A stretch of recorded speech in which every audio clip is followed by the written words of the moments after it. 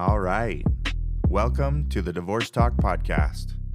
This show is the ultimate guide for divorcing or divorced dads ready to rebuild, redefine, and reestablish themselves in their new normal. Divorce is hard, and being a single dad after a divorce is even harder. My name is Jared, and I'm the host of the show. I'm glad you're here because I've been there where you are. Divorced and a single dad, wondering how the heck I was going to get through it. I know the feelings that follow the breakup, and I know a lot of the stressors that you're about to face. Whether you're navigating co-parenting, rebuilding your confidence, redefining who you are as a divorced man, or just trying to make sense of your new normal, you are not alone. And this is the place for you.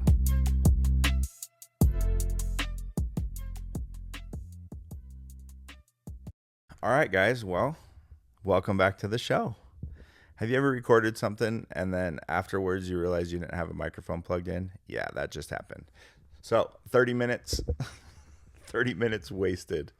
So welcome back to the show. It's been a while since I've done an episode. It's been a couple months, actually. I got a new job, and this new job, I love it. It's amazing, but it messed up my whole schedule while I was doing training and all that stuff. So I was in the classroom for a few weeks, then I was on the floor for a couple weeks, and like a different schedule.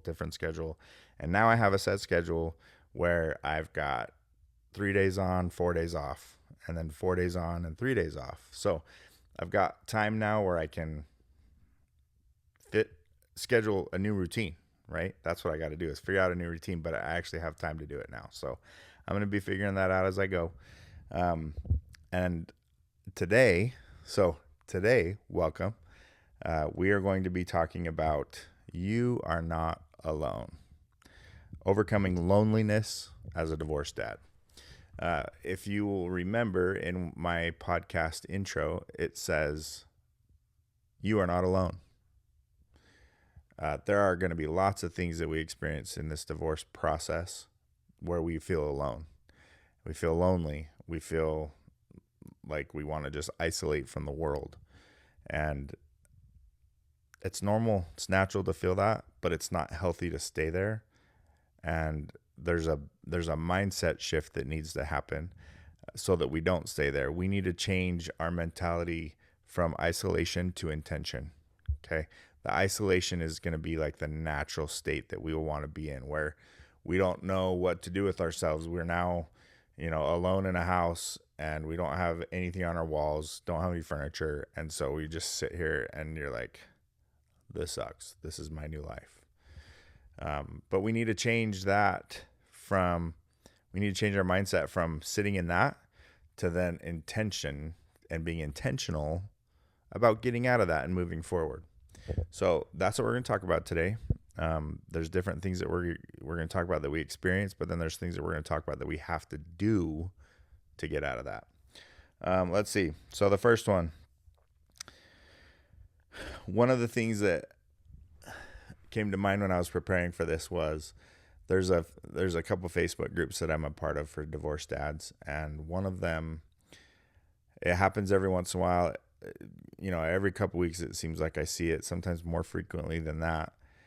There will be a dad who posts a picture of his living room or of his bedroom, and he says, "Here we go, boys, starting over."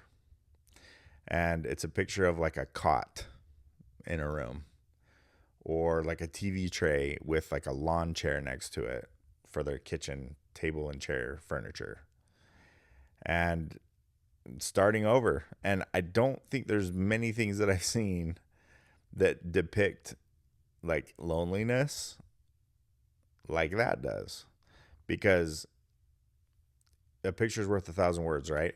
When you look at those pictures and you reflect on, it's just a picture, right? It's just a table and chairs, or it's just a bed or a mattress on the floor. Not a lot in the picture. That's the point, is that there's not a lot in the picture.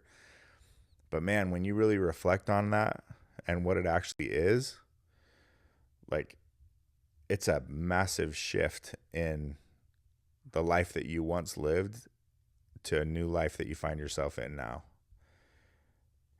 Like, I think back on the houses that I've lived in with my family when I was married and kids, and it was just pure clutter and chaos everywhere. My wife at the time, she is a very extroverted, busy person. So there was always stuff going on, and there was not enough time to keep it clean. Asterisk, my wife at the time, she was very, very good at cleaning, and she was fast. And it was always pretty impressive. But like there was just always stuff going on, and then all of a sudden, boom, it's time to clean. Boom, house is clean just like that. Like in a blink of an eye, everything was clean. But there was always just stuff everywhere, right? So much stuff that I could care less about. Too much furniture, too much clutter, too much decorations and stuff that was annoying. Um, but it was normal. It was life. It was the familiar thing to me. And then fast forward to once you get divorced and you start over, and then all of a sudden you got the bare walls with no decoration on it, no pictures. Your family pictures don't exist yet because you don't want to put pictures up of your ex. And so now you got to start over and, create new memories. So you got to get new pictures with you and your kids without their mom in the picture. That's a reality that a lot of us will have to face if we haven't already. And uh, what do we do with that? Do we like wallow in it, or do we say, awesome, let's do this? Let's do it. Let's move forward, right? Let's create those memories. Let's establish those connections. Let's build this new life for ourselves and for our kids, and let's be happy about it. The things that we can control, let's do it the right way. So those pictures that I seen of starting over brand new with, the cot or the mattress on the floor, like, that's tough. When I got divorced a couple years back, I told my ex she could take whatever she wanted, everything basically, because I didn't want her to have to start over with nothing, and she wasn't the breadwinner anyways, and so it would be extra hard. So you let her, and I think that's what a lot of us dads do, and that's commendable. We let them have things that will make things easier for her and the kids, and then we're like, oh, we can figure this out. We'll figure it out, and we do, and we can. And sometimes we do that on purpose, where we start over with nothing because we want them to have everything. But sometimes it's not on purpose. Sometimes we get things taken from us in the process of the divorce. And it sucks. And it's extra hard because it's not what you wanted. It's not what you planned for. And maybe finances don't make it that easy for you to start over.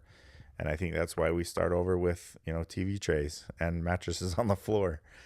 And that's what I did too. I got to bring a TV and an entertainment center. And that's pretty much it as far as the shared furniture. And then everything that was mine, I got to keep still, of course. So like all my hobby stuff, my dresser, I did get to keep my dresser. But when I moved out here to Utah after the divorce, I had to buy everything pretty much. I had to get, new dishes, new appliances, new couches, new bunk beds for the kids, new dressers for the kids, new toys for the kids, like new clothes for the kids, everything. My ex did have a garbage bag full of clothes, so she did not leave me high and dry with that. But yeah, you had to start over. It is what it is. And to me, it was a new opportunity, because think about this too. If you haven't already thought about it, you are so used to the way life was before, but was it really the way you wanted it? I was talking to a client today, actually, who his biggest thing is that he's kind of lost his identity through this marriage that he's been in. He's lost his identity. He's like, I don't know who I am anymore. I do know. And he's like, I know that I'm not showing up. I asked him, do you feel like you're showing up as the man who you want to be in this marriage? No. Like, we lose ourselves, right? Like, and not in a good way. Like, it's good to lose yourself in the service of others. It's good to, there's a phrase like that I've always been in agreement with. But beyond that, it is not good that we lose ourselves and our identity. And so this life that we've been living in with our ex before, the decorations are more than likely were what she wanted. The color scheme throughout the house are more than likely what she wanted. And we just dealt with it, and it just was what it was. The couch that you were sitting on was probably what she picked out. And so you just had to deal with it because it's what she wanted. The bed that you probably slept on was probably what she wanted more than what you wanted. But, happy wife, happy life. And so you just let them get that. Well, guess what? Now, after divorce, we finally have the opportunity to make things be the way that we want them to be. We get to find out what we like, who we are, and then we get to live that life. I remember too, like on the flip side of this, when we first got married, I remember having the conversation, like, how funny is it that like when you first get married and you move to a new place, you don't know anybody, you literally could be whoever you want to them. We could pretend that we're cowboy and cowgirl from the ranch and show up with cowboy boots and hats and big old belt buckles to church, and everybody would think we're cowboys, and we're not at all. Not even a little bit. But we could literally be that if we wanted to be, right? You'll see movies about that where people will, it's just a chance. It was all fantasy. It's all fake. It's in the movies or whatever. But in reality, like, we could do that in real life. We could move to a new place where nobody knows us. We could be a completely different person, and they'll believe us. So sometimes by default in our marriage, we lost who we were in this new in this relationship and in this family life because we put everybody else before us, and we lose who we are. But now once we get divorced, we get a chance to discover who we are again, and maybe even a better version than we ever were before. And we get to actually be that person. So to me, that's one of the most exciting things about divorce. And it never feels exciting when you're going through it because it's heavy and it's hard, the divorce process. But there is that at the end of the tunnel. To me, that's the light at the end of the tunnel that says, the reason why I'm going through this hard right now is so that I can get out to the other side. Once I get out the other side of it and I get to breathe again, sometimes it's to breathe and to smile again, and to feel like you're worth something again, to feel like you're valuable to people other than just a slave to your, previous life. And so there is a light at the end of the tunnel, but it starts right now. It starts right when we get out of that divorce, like get through that divorce and we start over alone. That's where it starts. Okay. So we have to be intentional with our decisions every day, what we do, where we go, who we hang out with, what our work is. Sometimes even through a divorce process, we have to like change our jobs, right? Because now we have a new custody schedule. We have a new custody schedule with our kids that either we don't get to ever see them because we work all the time, or it's like, holy crap, I won't get to see my kids at 10 o'clock at night anymore when I get home from work, because it doesn't work like that when you're divorced. And so maybe I need a new job. Maybe I need to do literally a complete career shift, because otherwise I won't get to be with my kids. And if I want to be with my kids, guess what? The judge is telling me I get to be with them 2 or 3 days a week. Well, I can't keep my same job. I can't afford a daycare, so I need to get a new job. So there's those kinds of things that are going to have to happen, that we're going to have to just pivot and, adapt to as we go along. But then there's going to be things that we get to choose to do too. Maybe you have always wanted to do a certain job and your wife was like, no, I'm not having it. Like I was a cop for a long time. There's a lot of people who don't want their spouses to be cops. And so they don't get to live their dream, or a pilot, or, whatever it is. If it's something you've always wanted to do but couldn't because it didn't make sense to the spouse or for the family or whatever, now maybe it's a chance to do that. Maybe you've always wanted to go back to school and get a degree. Like now you get to do that. So taking advantage of this new life, make your new normal be whatever you want it to be, because there's going to be things we're not in control of. And it is also part of the new normal. But part of the new normal is that, guess what? You get to live your life for yourself. And your time with the kids gets to go how you want it to go. That was a big one for me. Is when I have my kids now, I get to be with them how I want to be with them. We get to do the things that I want, instead of just by default, I have to tag along with whatever's going on. We don't really need to talk about why it's harder for dads than for moms, because you guys probably already understand because you're in it and you're feeling it. But yeah, let's talk about healthy ways to cope and reconnect. Rebuilding community. When we were married, we had friends that a lot of times maybe they were couple friends, right? a couple was a friend with us and our spouse. Well, those things usually fade away after a divorce. Maybe we had to move, but even if we didn't have to move, those relationships change. And a lot of times, you don't get to have that same friendship because maybe you were friends with them because it worked as a couple, not because individually you would have been friends with that one person. And so we a lot of times start over new, and we need to establish new friends, make new friends, establish new connections. So how do we do that? For me, one of the first things that, or not the first things, but one of the most significant things that I did is when I decided to go back to church. I felt like going to church more than anything. I felt like I needed to go back to be around, to be able to meet more good people. Literally, that was the biggest, like the feeling that I was getting was go back to church to be around good people. And so for me, I did. That's literally what I did. Once I felt that, I was like, I'm going. I went to church. Oddly enough, too, that first Sunday that I went, they announced like an adult game night that week. And so I was like, cool, I'm going to go to the game night and meet new people. There was like 10 other couples, married couples there. I was literally the only one there that was not in a couple. And that was a little awkward, but I put myself out there, and everybody there was like so glad that I was there. They were very welcoming. We had fun. We laughed.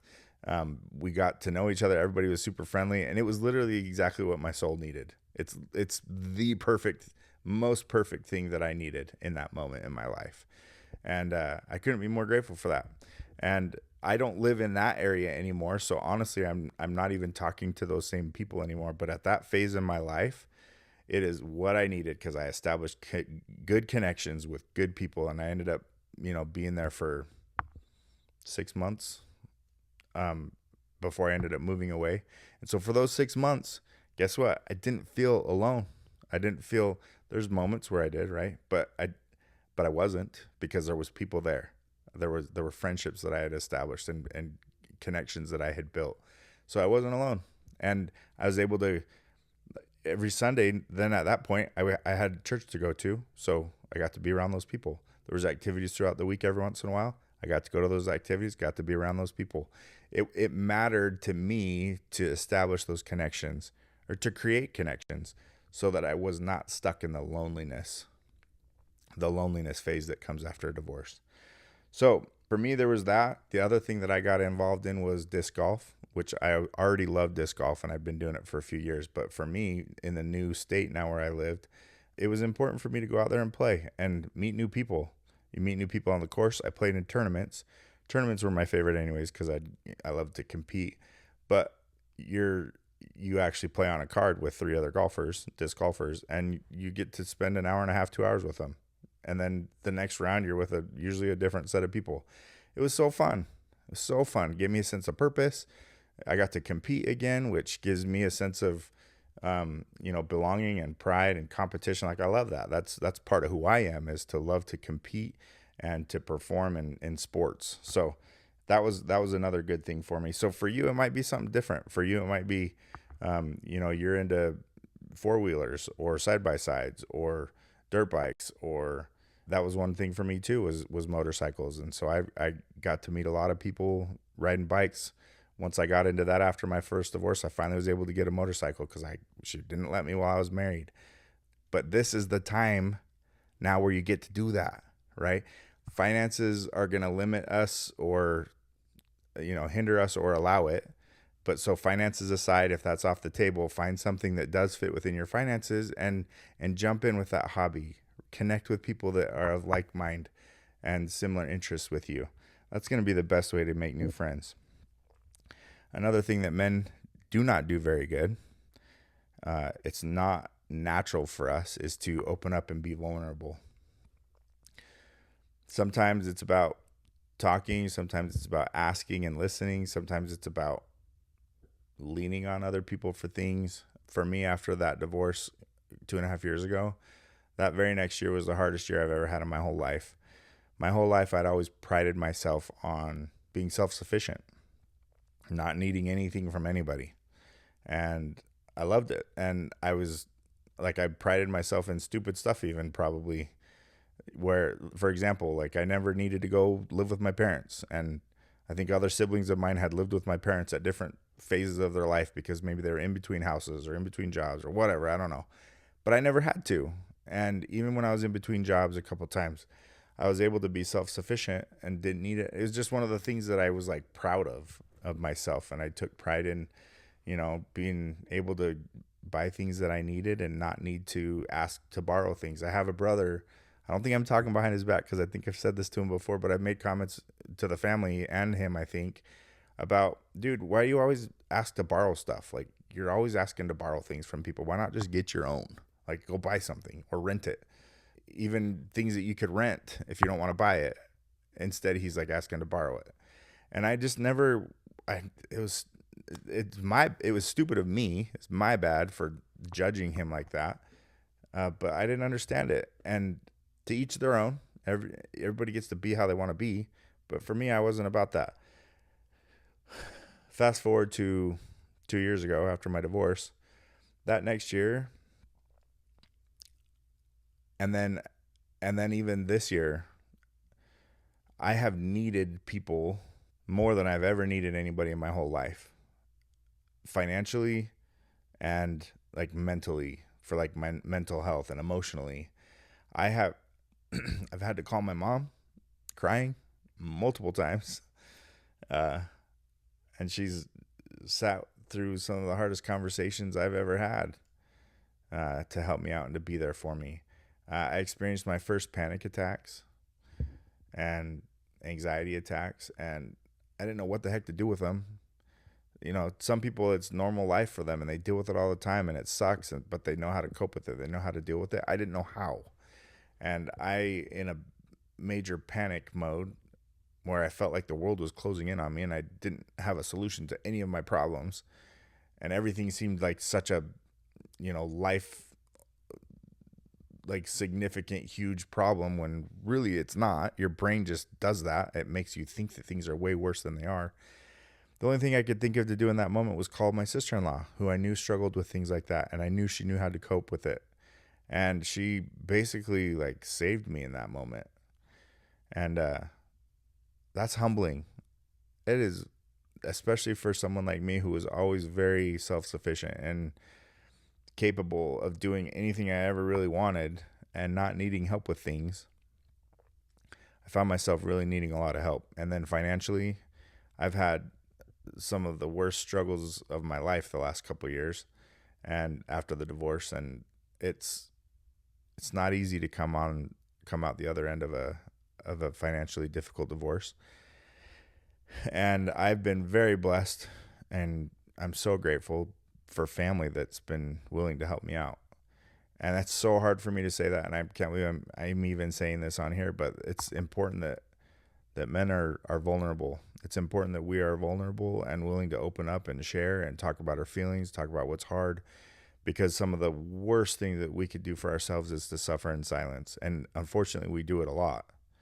We suffer in silence. And you do that long enough, then it ends in a really bad way, and that's not good. And we don't want that. So, if you need to see a therapist, a counselor, I always will support that. And I am a huge proponent of that. Talk about your feelings. Talk about what's going on. Seek advice. Seek help. Seek coaching. Whatever it is, like, it's okay to not be Superman. I don't think that anybody is and can do it on their own. I really don't think anybody can do everything that is required of us on our own. And that's okay. And we need to be okay with that. And especially for us men, being vulnerable, talking to somebody, therapist, coach, friend, like, friends are good for that too. Like, open up to your friends. And if you don't have those, then yeah, get a coach, get a therapist, somebody that can help out with things. We need to establish meaningful connections with our kids. Our kids are what it's all about, what it should be all about. If you're a dad, if you're a mom, we need to focus on God. We need to focus on ourselves, and we need to focus on our children. And with our kids, they're the innocent ones of all of this, right? They're the ones that are just, they got no choice but to go along with whatever decisions the parents are making. So we need to do our part to give them the memories that they deserve. And we want them to feel like they have as normal of a childhood as they can. And that means do the fun things with them. have those moments with them. My ex will take them out skiing, and I don't know if I already talked about this, but she'll take them out skiing, whitewater rafting, all the outdoor stuff, mountain biking. They're so active and it's awesome. And then I'm the introvert, the homebody, and so I do all the stuff at the house. Like, we'll play board games and we'll watch movies, and then we'll watch Spanish Disney movies so that we can learn our Spanish, and we'll do, scriptures and prayers and just conversations and meal times at the table instead of just always on the go. And so I think our kids are getting, I feel like, the best of both worlds. But it's important that I don't just let them run on screens all day, right? I'm a homebody, and so we're home, and it's easy for that to happen. I have to be intentional, like we talked about what I do with my kids as well. And I need to have my kids are begging me all the time to have one-on-one dates with me. They want to go on dates. And I want to so bad too, but it's really hard. It's hard to do that because I've got other kids and I don't have babysitters. And so I haven't figured it out yet. But our kids need that kind of stuff. And so if you got one kid, great. If you got two kids, maybe you do need to do the one-on-ones, right? And any more than that, we still need to do that. And even if it's hard, we got to figure it out. That's something that I personally need to get better at. And that's going to be something that I commit to working on, because I'm going to challenge everybody to pick something this week that you can establish or grow a connection with, whether it be a person or a thing, a hobby, place, whatever. That's one that I'm going to work on, is making sure that I am improving. What's the right word? Yeah, improving or establishing a better, stronger connection with my kids.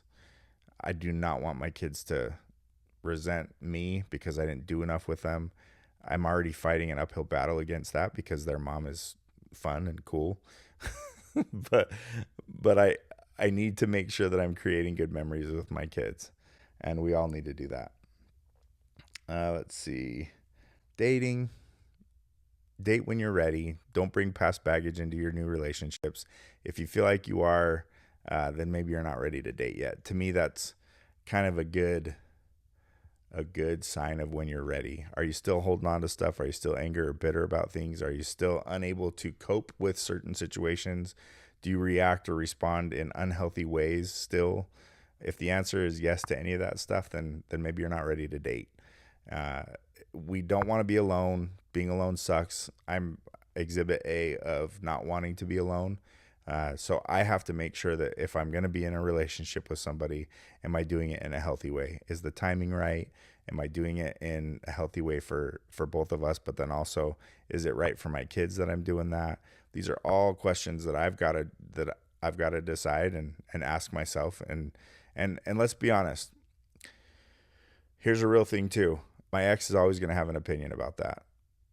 Our exes are always going to have an opinion about that. And guess what? We might have an opinion about when they do and when they're dating or how they're dating or whatever. The fact of the matter is we get to live our lives for ourselves and for our kids right now. And what I think is best for me and my kids might be different than what my ex thinks is best for me and my kids. So that's something that we just have to be okay with. And we have to establish boundaries. We can't control our ex. We can't tell them what to do or know what not to do, but we can establish boundaries of what we are okay with, what we are not okay with.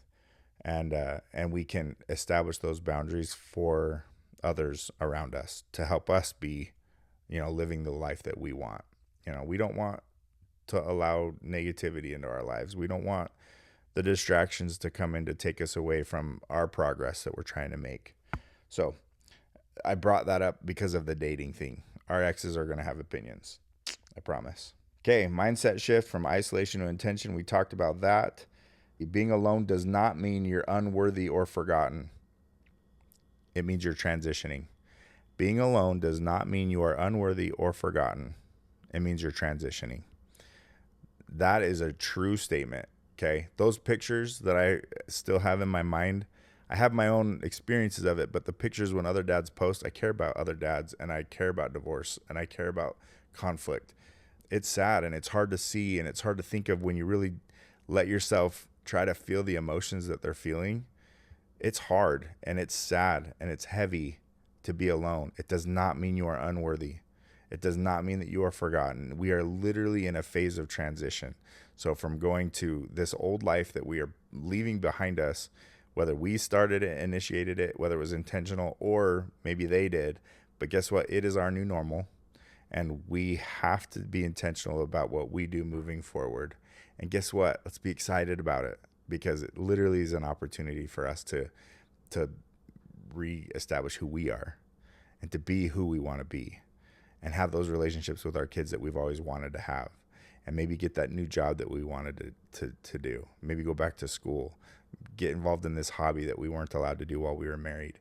I'm telling you, this is an exciting opportunity that's coming out of a really crappy phase of our life, a really crappy moment of our life, but it's a great opportunity moving forward.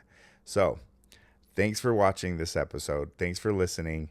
I really want everybody who's listening to be intentional. Pick something that you can establish a good connection with this week moving forward, whether that be an old friend, a new friend, a hobby, parent, a sibling, a favorite pastime. Do something that moves the needle towards a better connection with that, to help get you out of the isolation, get you out of feeling lonely or alone and doing nothing, sitting at home. Find something that doesn't cost you money, that doesn't cost you, it doesn't have to, but something that will definitely bring joy back into your life, okay? That will help bring peace, purpose, all of that we need, okay? Again, thanks for listening in, guys. Pick something. Don't just not do that. Pick something. Be intentional about it, and then make it happen this week. Thanks a lot, guys. We'll catch you on the next one. Thank you for tuning in to the Divorce Talk podcast. I hope you enjoyed the show and were able to take something from it that will help improve your own personal divorce journey. If you found today's Divorce Talk helpful, or at least mildly entertaining, depending on the platform you listened on, subscribe, leave a review, give the show a rating, and share it with a fellow dad or anyone else going through a divorce who could also use a laugh or a little guidance. Be sure to follow me on Instagram at The Divorce Talk Dad, so that you don't miss out on the daily tips, advice, and sometimes even a little humor that'll help get you through the week. Send me a DM if you're going through it and want to connect.